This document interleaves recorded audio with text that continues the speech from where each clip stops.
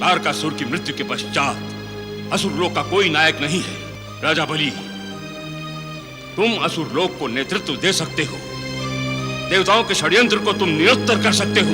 कोई सृष्टि नष्ट हो जाए, क्या ये उचित है भृगुनंदन? कुछ और सोचिए। देवर्षि, अब कुछ और नहीं सोचना, कुछ नहीं सोचना, अब तो करना है, करना। मैंने तो केवल तुम्हारे अहंकार को नष्ट करने का प्रयत्न किया। गंगे! मैं हिरण्याक्ष पुत्र अंधकासुर अपना संपूर्ण अर्जित तपोबल अपने गुरुदेव भार्गव शुक्राचार्य को अर्पण करता हूं।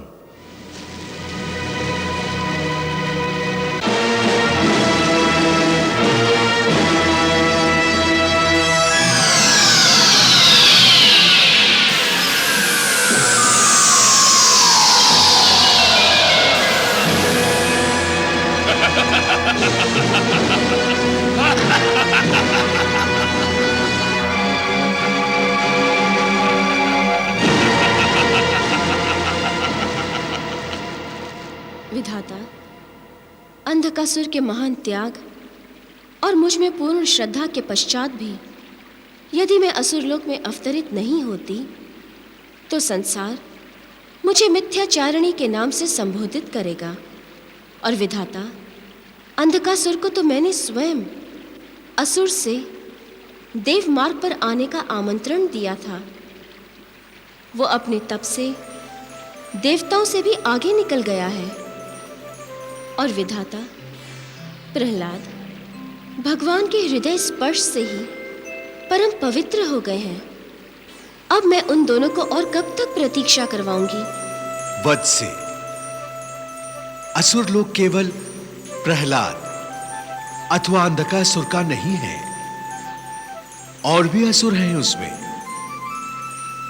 जब तक असुर लोक में असुर प्रवृत्ति है देवी गंगे, तब तक तुम्हारा वहां अवतरित होना असंभव है।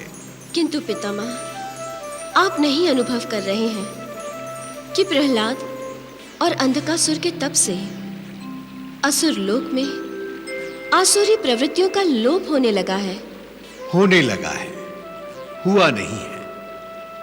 और यदि ये क्रम चलता रहा तो तुम्हें असुर लोक में जाने में अधिक समय नहीं लगेगा। किंतु पितामह, क्या भार्गव शुक्राचार्य मुझे असुर लोक में अवतरित होने देंगे? वो देखिए पितामह, हठ धर्मी देखिए भार्गव शुक्राचार्य की। वो अब राजा बलि को असुर लोक का राजभार संभालने की कामना लिए पाताल लोक जा रहे हैं।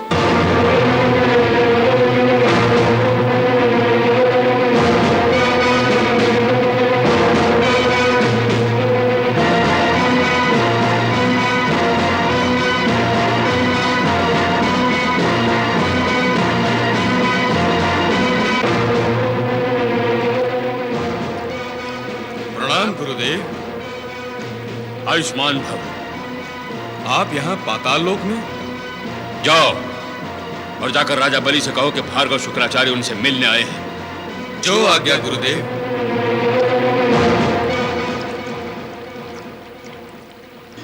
अच्छा, गुरुदेव शुक्राचार्य पाताल लोक में आए हैं। गुरुदेव पाताल लोक आए हैं? हमें उनके स्वागत के लिए जाना चाहिए स्वामी। अवश्य महारानी, चलिए।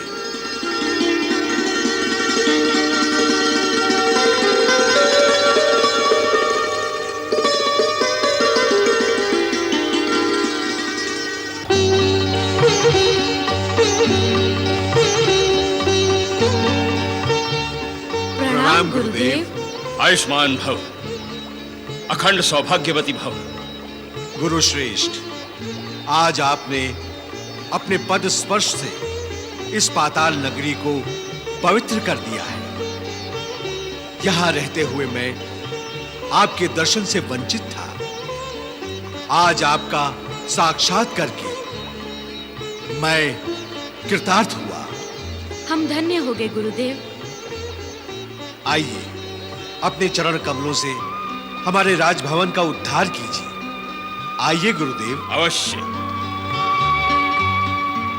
मैया, आपने देखा किस प्रकार राजा बलि ने भार्गव शुक्राचार्य का स्वागत किया। ऐसा स्वागत पाकर तो मुझ जैसा साधारण ऋषि भी दंभ करने लगे। भार्गव शुक्राचार्य तो पहले से ही अहंकार से भरे हैं। क्या यह स्वागत उनके अहंकार को बढ़ावा नहीं देगा मैया? यदि राजा बलि इस प्रकार भार्गव शुक्राचार्य का स्वागत न करते तो क्या भार्गव शुक्राचार्य के क्रोध को बढ़ावा न मिलता? भार्गव शुक्राचार्य के शाप को निमंत्रण न देकर राजा बलि ने उनके प्रति अपना आदर व्यक्त करके अच्छा ही किया। मैया, इसका तात्पर्य तो यही है कि राजा बलि मनी मन भयभीत हैं, जिस प्रकार मैं भयभीत हूं। आपको किसका भय है देवर्षि? भय उस रुकावट का है देवी, जो बलि के असुरेश्वर बनने पर सृष्टिकरण में होना निश्चित है। भार्गव शुक्राचार्य का पाताल लोक जाने का मंतव्य यही है कि वो राजा बलि को असुर लोक का अधिपति बनने पर मना ले। आप जो कह रहे हैं सत्य कह रहे हैं देवर्षि, किंतु बलि के मन में क्या है वो हम नहीं जानते। देखते हैं भार्गव शुक्राचार्य की पाताल यात्रा क्या रंग लाती है।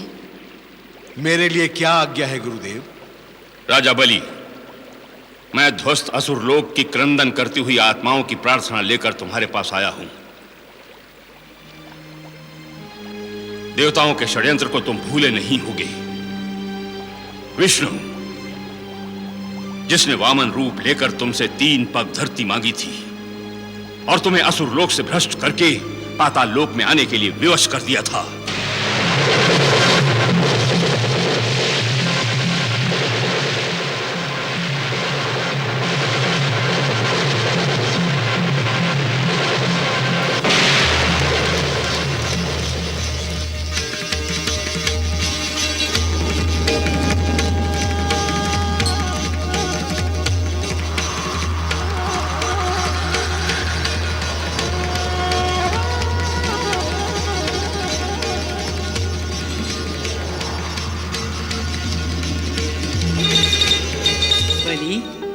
तुम दानव और दैत्य दोनों ही वंशों की कीर्ति बढ़ाने वाले हो।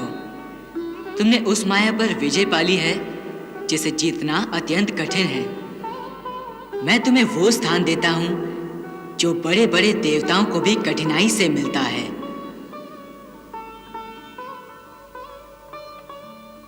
सावर्णी, मनवंतर में तुम मेरे परम भक्त इंद्र होगे। वत्स, तब तक तुम सुतल लोक में जाओ।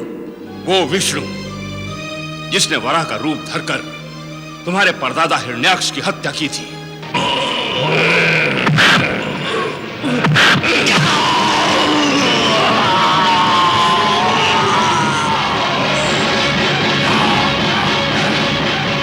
जिसने नरसिंह का अवतार लेकर अपने नाखूनों से हिरण्यकश्यप की छाती को फाड़ डाला था,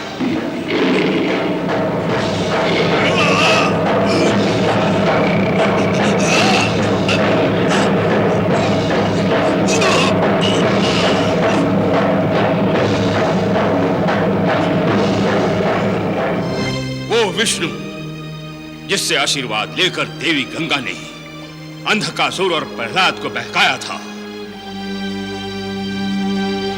आज उसी विष्णु ने असुर लोक का भी विध्वंस कर दिया है।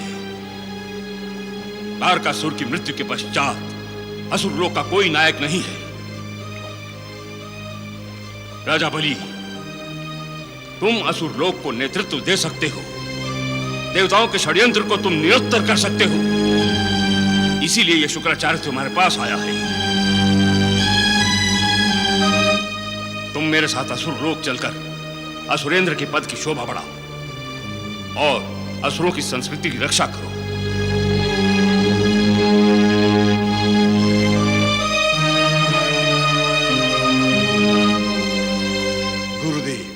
क्षमा करें,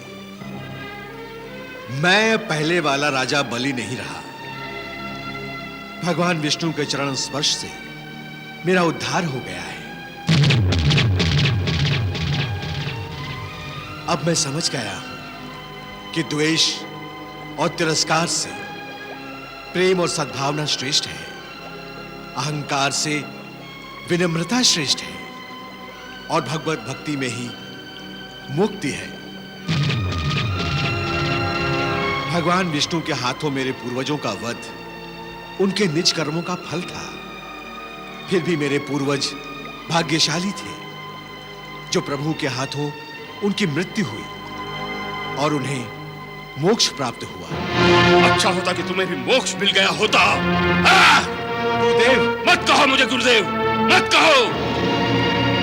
वामन विष्णु को 3 पग धरती दान देते समय भी मैंने तुम पर प्रतिबंध लगाया था, परंतु तुमने उस समय भी मेरी अवज्ञा की थी। ये तो मेरी भूल हुई जो मैं तुम पर विश्वास करके पाताल लोक चला आया। अपने आप को बहुत बड़ा दान दाता समझते हो ना? अरे मूर्ख, एक साधारण सा गृहस्थ भी अपने याचक को अपने द्वार से खाली हाथ नहीं भेजता, और तुम अपने गुरु को निराश करके उसे खाली हाथ भेज रहे हो। राजा बलि, तुमने अपने गुरु का अपमान किया है, अपमान। आप क्रोधित ना हो गुरुदेव, मैं आपसे क्षमा मांगते हुए निवेदन करता हूं। मैं सृष्टि विकास के मंत्र को समझ चुका हूं गुरुदेव। मेरी आपसे प्रार्थना है, यदि हम सृष्टि के विकास में सहयोगी नहीं बन सकते तो कम से कम हमें सृष्टि के विनाश का कारण नहीं बनना चाहिए। गुरु श्रेष्ठ, हमें क्रूरता और अहंकार का मार्ग छोड़कर परोपकार और शांति के मार्ग का अनुकरण करना चाहिए। बस बस राजा बलि, मैं यहां तुमसे कायरों की भाषा सीखने नहीं आया हूं। इस शुक्राचार्य के पास अभी भी अपना तपोबल है। तुम क्या समझते हो कि तुम्हारे असुरलोक न आने से असुरलोक का विनाश हो जाएगा? नहीं राजा बलि, नहीं। ये शुक्राचार्य इन देवताओं के षड्यंत्र को कभी भी यशस्वी नहीं होने देगा। ये शुक्राचार्य असुरों का नाश कभी नहीं होने देगा, कभी नहीं।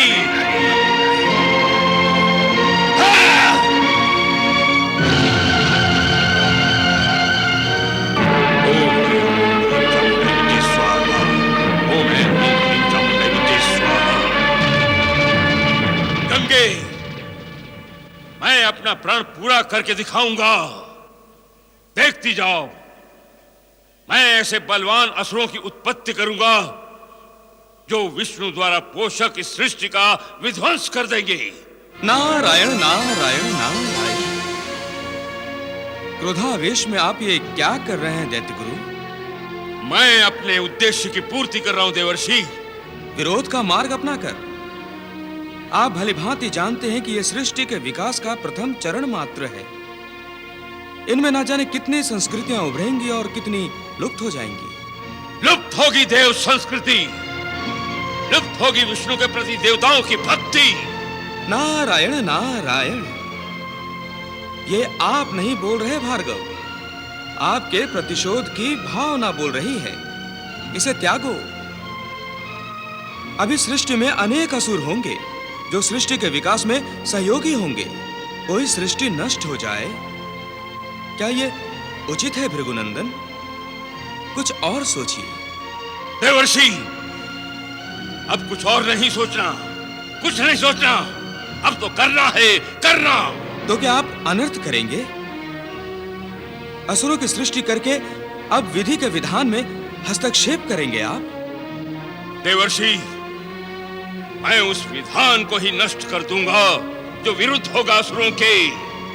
हाँ, मैं असुरों की सृष्टि करूंगा, अवश्य करूंगा देवर्षि, अवश्य।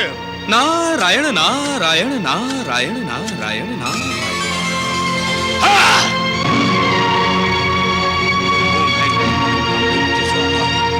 ओम ऐं क्लीं दैत्य स्वाहा, ओम ऐं क्लीं दैत्य स्वाहा।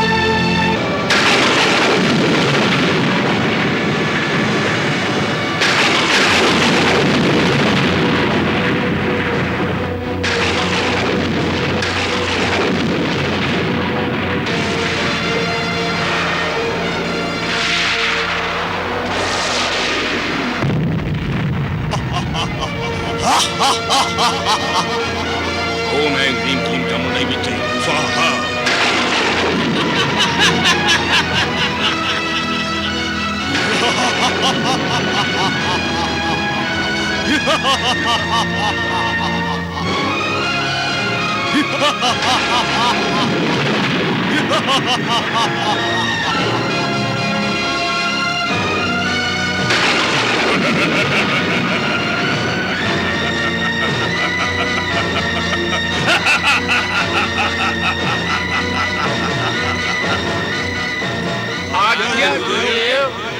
जाओ और देवेंद्र सहित सभी देवताओं को बंदी बनाकर यहाँ ले आओ। तत्पश्चात तुम्हें असुरद्रोही अंधकासुर और प्रहलाद को भी बंदी बनाना है। अब तुम ही असुरों के तारणहार हो। तुम ही देवी गंगा को असुर लोक में लेकर आओगे। जाओ।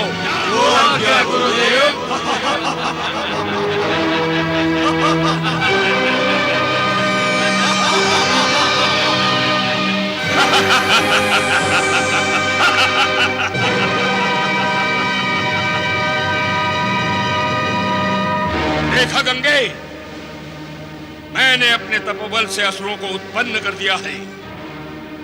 मैं सृष्टि कर सकता हूँ। मैं असुरों की सृष्टि कर सकता हूँ गंगे।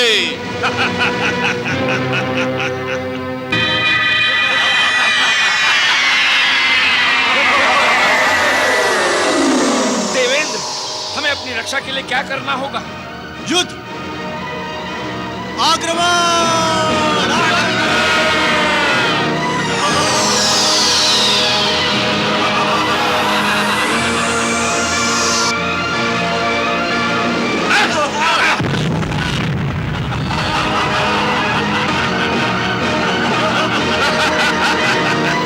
नारायण नारायण नारायण। मैया, बड़ी गंभीर स्थिति उत्पन्न हो गई है मैया। भार्गव शुक्राचार्य द्वारा उत्पन्न असुरों ने यह संकेत दे दिया है मैया कि अब इन असुरों का विनाश किसी भी देवता से संभव नहीं है।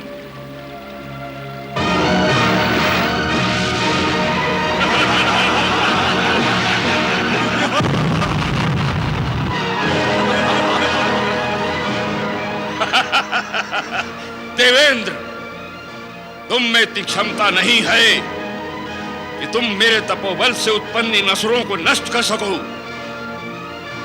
भला इसी में है कि तुम अपने आप को मेरे इन सैनिकों को सौंप दो। सैनिकों, बंदी बना लो इन सब देवताओं को। नहीं। भार्गव शुक्राचार्य ने तो देवेंद्र सहित सभी देवताओं को बंदी बना लाने की आज्ञा भी दे दी है।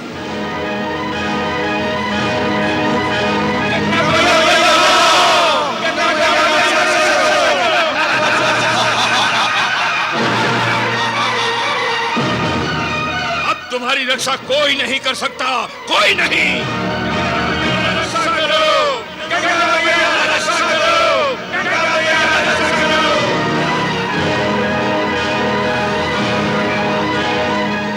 बहुत षड्यंत्र रचा लिया तुम देवताओं ने असुरों के साथ। अब मैं तुम सबको असुर लोक के कारावास में बंदी बनाकर रखूंगा।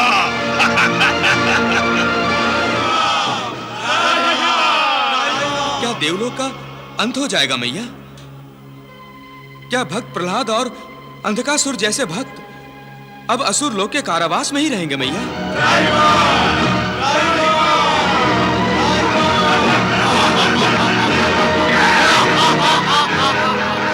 मैया, सभी देवता भयभीत हैं। अब आप ही उनकी रक्षा कर सकती हैं मैया। आप उनकी रक्षा कीजिए मैया, रक्षा कीजिए। नहीं तो भार्गव शुक्राचार्य द्वारा उत्पन्न असुर सारी सृष्टि का विनाश कर देंगे मैया, विनाश।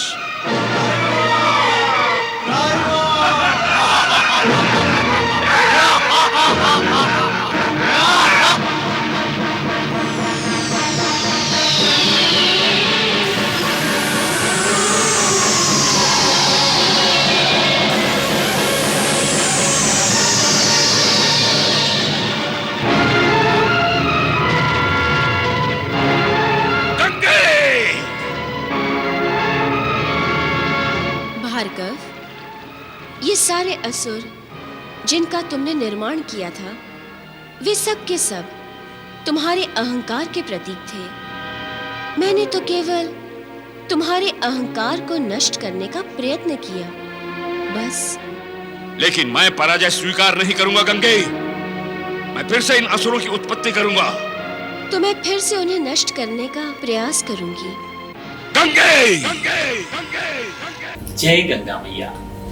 प्रहलाद और अंधकासुर के असुर लोक लौटने से मना करने पर गुरु शुक्राचार्य जी सीधे पाताल पहुंचते हैं। वहां राजा बलि उन्हें सम्मान से बैठाते हैं, परंतु शुक्राचार्य जी के मन में देवताओं के छल की चिंगारी अब भी सुलग रही होती है। राजा बलि से वे कहते हैं कि देवों ने असुरों को स्वर्ग से वंचित किया, इसलिए अब प्रतिशोध ही धर्म है।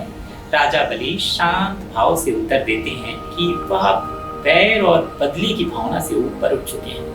यह सुनकर गुरु शुक्राचार्य जी क्रोधित हो जाते हैं और पाताल लोक से निकल जाते हैं। क्रोध में भरे गुरु शुक्राचार्य जी अपने यज्ञ बल से भयंकर राक्षस उत्पन्न करते हैं और उन्हें आदेश देते हैं कि देवेंद्र, प्रहलाद, अंधकासुर और राजा बलि को पकड़कर उनके सामने लाया जाए। वे राक्षस देवेंद्र पर टूट पड़ते हैं, परंतु देवेंद्र पर उनके प्रहार असर नहीं करते। संकट में पड़े देवता गंगा मैया की शरण लेते हैं।